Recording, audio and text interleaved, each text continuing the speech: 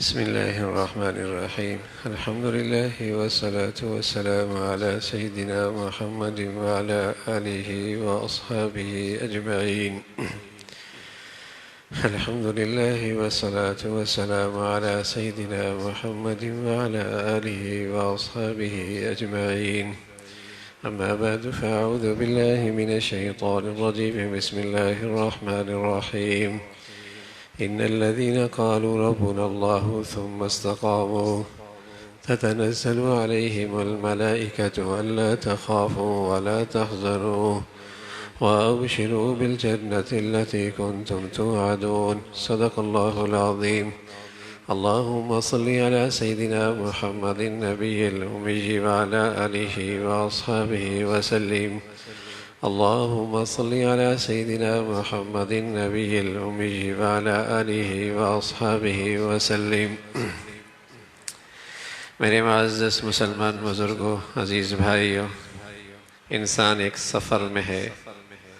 اماں کے پیٹ میں آیا، پھر دنیا کے پیٹ میں ہے، پھر ایک منزل آنی ہے اور اس منزل سے واسطہ سب کا پڑنا ہے.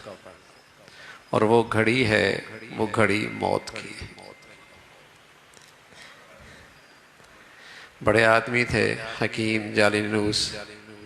جب مرنے لگے تو ان کے پاس کچھ لوگ بیٹھے تھے، تو انہوں نے 2 گولیاں پاس بیٹھنے والے کو دی اور کچھ سے کہا کہ جب میں مر جاؤں تو ایک کو وہاں رکھنا جہاں لوہا بنایا جاتا ہے، اور دوسرے کو کسی برتن میں پانی لے کر اس میں رکھ دینا. کرنے والوں نے ایسے ہی کیا تو وہ لوہا پگھل گیا اور وہ پانی پتھر کی طرح جم گیا. جانے والے نے انہیں نصیحت کی ہے کہ میں لوہے کو تو پگھلا سکتا ہوں، پانی کو جمع اور پتھر بنا سکتا ہوں، لیکن موت سے بچنے کا کوئی نسخہ میرے پاس نہیں ہے. یہ موت کی منزل اور یہ گھڑی تو سب پہ آنی ہے. اور یہ بھی ایک سچ ہے، سواء محیاہم ومماتہم ساء ما یحکمون. جینا مرنا سب کا ایک جیسے نہیں ہوگا بھائی. یہ بھی قرآن کی طرف سے پیغام ملا ہے کہ سب کا مرنا ایک جیسے نہیں ہوتا. اور کوئی یہ سمجھتا ہے کہ حلال کھانے والا اور حرام کھانے والا اور اللہ کے حکموں کے پورا کرنے والا اور اللہ کے حکموں کو توڑنے والا، با نمازی اور بے نمازی، با حیا اور بے حیا، دونوں ایک جیسے مرتے ہیں. تو اللہ کریم کہتے ہیں ساء ما یحکمون، بڑا غلط فیصلہ کرتے ہو. ایسا نہیں ہے بھائی کہ دونوں کا جینا مرنا ایک جیسے ہو. یہ تمہاری غلط فہمی ہے کہ سود خور مرتا ہے، لوگ اس کا بھی جنازہ پڑھ لیتے ہیں، اور ایک آدمی زندگی بھر اس احتیاط کے ساتھ گزارتا ہے کہ میرے آمدنی میں کہیں حرام نہ آنے پائے، وہ بھی مر جاتا ہے. دونوں کا مرنا ایک جیسے ہوگا. افنجعل المسلمین کالمجرمین ما لکم کیف تحکمون. فرما بردار اور نافرمان کے ساتھ ہمارا سلوک ایک جیسے ہوگا؟ ایسا نہیں ہے.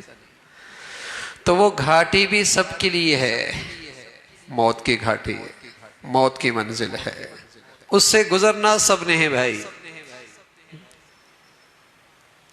ہارون بیٹھا تھا، اس کا ایک بے تکلف دوست بہلول پاس بیٹھا ہوا. بے تکلفی بھی بہت تھی. تو ہارون بہلول کو اپنی چھڑی دیتا جس سے سواری ہانکی جاتی، اور کہتا ہے کوئی تجھ سے بھی کم عقل ہونا، یہ اسے دے دینا. محبت میں، پیار میں، بے تکلفے میں کہہ دیا عقل سے تو ہی پیدل ہے. دن گزرتے چلے گئے. ایک گھڑی ایسی بھی آئی کہ ہارون ایسا بیمار ہوا کہ شاہی اطباء بھی علاج سے عاجز ہو گئے، ہاتھ اٹھا دیے. اب ہارون آج گیا کل گیا، زندگی کے آخری سانس لے رہے ہیں. بہلول آتے ہیں، کہتے ہیں ہارون کہاں کی روانگی ہے اور واپسی کب ہے؟ کہاں ہارون، بہلول، اس سفر سے کون واپس آیا کرتا؟ کہ اچھا یہ بتائیے کہ ساتھ سفر میں، اس سفر میں، راستے میں تحفظ کی خاطر کہاں سیکورٹی لگائی، اور راحت و آرام کا کیا انتظام کیا ہے؟ سفر کا توشہ، سفر کی منزلیں کہاں وہاں راحت اور آرام کے کیا صورتحال ہے؟ تو بہلول سے کہنے لگا، ہارون، اس سفر میں کہاں سیکورٹی لگتی ہے اور کہاں راحت و آرام کا توشے کا انتظام ہوتا ہے؟ اس سے واپسی بھی کوئی نہیں۔ تو بہلول وہ چھڑی رکھے ہوئے تھے، وہ ہارون کو واپس کر دی اور زبان حال سے نصیحت کر دی، زبان حال سے نصیحت کر دی۔ چھوٹے موٹے اسفار کی تو بڑا انتظام ہوتا تھا، کہیں تکلیف نہ پہنچے، کہیں آرام میں خلل نہ آئے، تحفظ کا بڑا انتظام ہوتا ہے، اور کہاں اسٹے کرنا ہے، کہاں منزل ہونی ہے، پہلے سے جائزہ لے لیا جاتا ہے۔ اتنا بڑا سفر درپیش ہے، کچھ اس کا بھی انتظام ہوا کہ اس سفر میں کہیں ایسا نہ ہو کہ یہ سفر تکالیف سے بھرا ہوا نہ ہو، تکلیف کے کانٹے کہیں اس راستے میں نہ آ جائیں، کہیں اس کا بھی انتظام کیا۔ بہلول نے جب یہ دیکھا لاٹھی واپس آئی تو آنکھوں سے آنسو بھر لائے، کہنے لگے، ہاں بہلول، ہم دوسروں کو کم عقل سمجھتے رہے، نکلے تو ہم خود ہی، اتنا بڑا سفر درپیش ہے، ساتھی ساتھ میں سفر کا توشہ کوئی نہیں ہے، اس سفر کا توشہ، اس کا انتظام کوئی نہیں ہوا۔ تو میرے عزیزو، اس منزل سے گزرنا سب نے ہے، یہ گھاٹی سب کے سفر میں آنے والی ہے، جانا ہے نا، اس سفر پہ روانہ ہونا ہے، اور میرے اور آپ کے گھروں سے کتنے لوگ اس سفر پہ روانہ ہو چکے۔ تو اللہ کی طرف سے ایک پیغام ہے، بھائی اس سفر کا بھی کچھ انتظام کر لو۔ ان الذين قالوا ربنا الله ثم استقاموا تتنزل عليهم الملائكة الا تخافوا ولا تحزنوا، کچھ خوش نصیب ہوتے ہیں اور ان کے پاس اس سفر کا توشہ ہوتا ہے، کچھ خوش نصیب ہوتے ہیں جن کے پاس اس سفر کا توشہ ہوتا ہے، پھر اللہ کی طرف سے فرشتے ان کے معاون اور مددگار بن کے اترتے ہیں۔ اللہ تخافوا ولا تحزنوا۔ اب قتادہ فرمانے لگے، یہ فرشتے 3 موقعوں پہ ساتھ آتے ہیں، ویسے تو ہر ایمان والے پر اللہ کے فرشتے آتے ہیں اور اس کے ثمرات اور برکات ہم اپنے اعمال میں دیکھتے ہیں، لیکن ان 3 گھڑیوں میں فرشتے آئیں گے اور یہ اس کی آواز بھی سنے گا اور وہ کہیں گے، اللہ تخافوا ولا تحزنوا وابشروا بالجنہ۔ جو پیچھے ہو رہا ہے اور جو پیچھے چھوڑ کے جا رہے ہو اس پہ رنج نہ کرو، اور جو آگے اس سفر میں گھاٹیاں آنے والی ہیں خوف نہ کھاؤ۔ آگے کا خوف کوئی نہیں، پیچھے کا رنج کوئی نہیں، یہ اللہ کے فرشتے آ کر اس کا حوصلہ بڑھائیں گے، تسلی دیں گے۔ اور یہ 3 موقع ہوں گے، ایک اس موقع پہ جب روح نکل رہی ہوگی، سب بے بس ہوتے ہیں نا میاں، دولت ہے، کوٹھی ہے، تعلقات ہے، عہدہ ہے، منصب ہے کوئی سانس کو مؤخر کر دینے والا، روح کو روک دینے والا، کیسی بے بسی ہوتی ہے۔ اس موقع پہ یہ اللہ کے فرشتے اس کے ساتھ ہوں اور اسے تسلی دے رہے ہوں گے، خوشخبری دے رہے ہوں گے، اللہ تخافوا، اور کہیں گے نحن اولیاؤکم فی الحیات الدنیا وفی الآخرہ۔ کیوں گھبراتے ہو، رنج نہ کر، ہم ساتھ ہیں نا، ہم ساتھ ہیں، ہم تمہارے ساتھ ہیں۔ یہ گھاٹی بھی آتی ہے، اور دوسری منزل، اللہ اکبر، کبھی تصور کیا کرو میرے عزیزو، جب اپنے پیاروں کو منو من مٹی کے اندر چھوڑ کے آتے ہو تو ایک لمحے کے لیے سوچو، اب اس کا مونس کون ہے، اب اس کا ساتھی کون ہوگا۔ بس اوقات رات کے طریقے میں اکیلے قبرستان پہ جاتے ہوئے بھی ڈر لگتا ہے، اور جب کسی پیارے کو من من مٹی کے نیچے چھوڑ کے آ رہا ہے تو سوچو تو صحیح، اب اس کو اپنے مددگار کی کتنی ضرورت ہے۔ یہاں کون ہے؟ دولت کہاں گئی، تعلقات کہاں گئے، عہدہ کہاں گیا، منصب کہاں گیا؟ ارے رشتہ دار، خاندان بس قبر کے مٹی تک آ سکتے ہیں نا۔ لیکن اس موقع پہ ایک اور اللہ کے پیارے ہیں، اللہ کے پیارے ہیں جو اللہ ان کو بھیجتا ہے، اور وہ کہتے ہیں اللہ تخافوا ولا تحزنوا۔ کوئی گھبرانے کی بات نہیں، کوئی گھبرانے کی بات نہیں ہے۔ اور رسول اللہ صلی اللہ علیہ وسلم نے فرمایا کہ یہ وہ موقع ہوتا ہے، سبحان اللہ، اگر اس کے پاس اس سفر کا توشہ ہے تو اس کا جانا اس دنیا سے ہزاروں لاکھوں گنوں بہتر ہو جاتا، اس کا وہاں راحت و آرام اس دنیا سے کئی گنا، سبحان اللہ، بڑھیا ہو جاتا ہے۔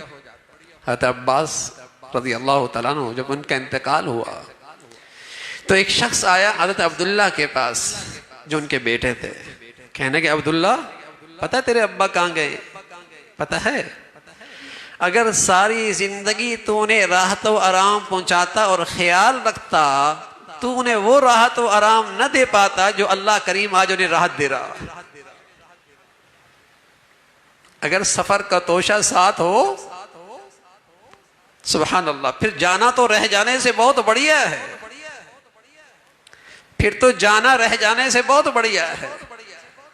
تو وہاں اسے یہ خوشخبریاں ملیں گی اور کہا جائے گا دیکھو خیال رکھنا، مہمان ہو کس کے، تم مہمان ہو کس کے۔ بس اوقات آدمی کسی مہمان بن کہیں جاتا ہے اور میزبان بڑا ہو تو اس کے دماغ میں وہ اعزاز و اکرام کا تصور بھی نہیں ہوتا جو سامنے ہو رہا ہوتا ہے۔ جو اس کو اعزاز و اکرام مل رہا ہوتا ہے، جو اس کی خدمت ہو رہی ہوتی ہے، اس کے تصور بھی نہیں ہوتا۔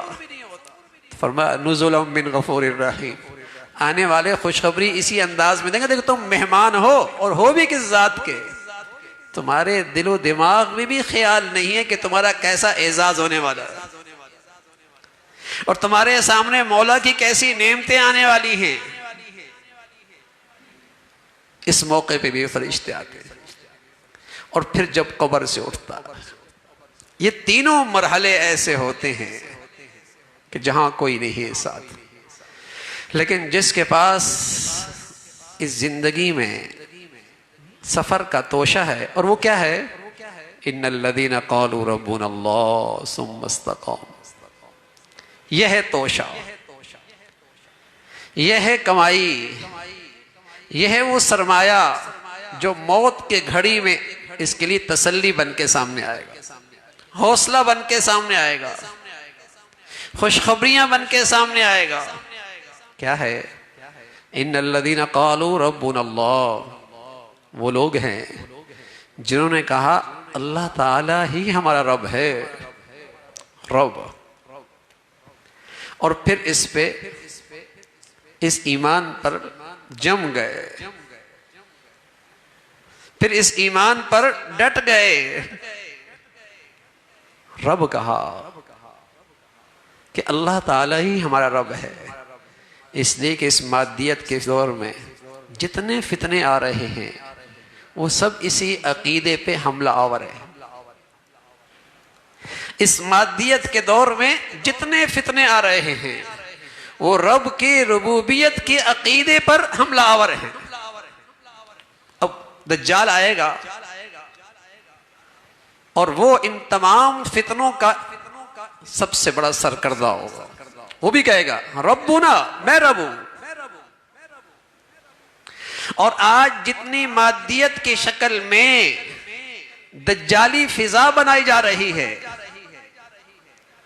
یہی تو ہے تمہارا اقتصاد کا کیا ہوگا، تمہاری معیشت کا کیا ہوگا، تمہاری زندگی کیسے گزرے گی۔ رب کہتی اسے ہیں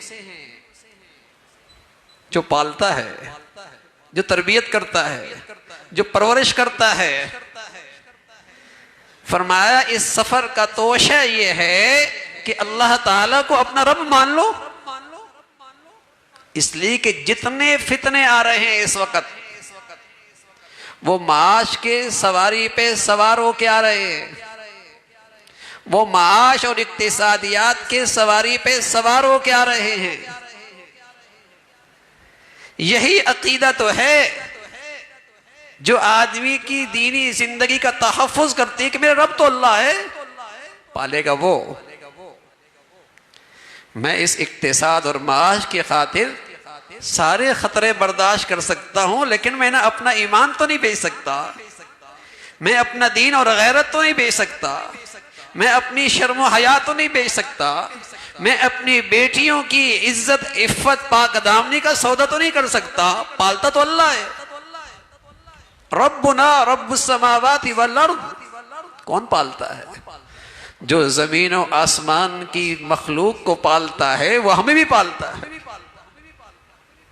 پرندے گھونسلوں سے اڑتے ہیں اور شام کو پیٹ بھر کے آ جاتے ہیں، پہاڑوں کی چٹانوں میں کیڑا رہتا ہے اور زندگی کی ضروریات اس کی بھی پوری ہو جاتی ہے، اور سمندر کی تہ میں مچھلیاں رہتی ہیں، ضرورت ان کی بھی پوری ہو جاتی ہے۔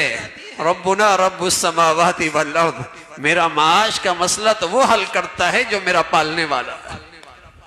ان الذین قالوا ربنا اللہ، یہ انسان کیوں سود خور بنتا ہے، کیوں حرام کے پیچھے بھاگتا ہے، کیوں ناجائز کماتا ہے، کیوں لوٹ مار کرتا ہے؟ رب کی ربوبیت پہ عقیدہ نہیں ہے کہ پالتا وہ ہے۔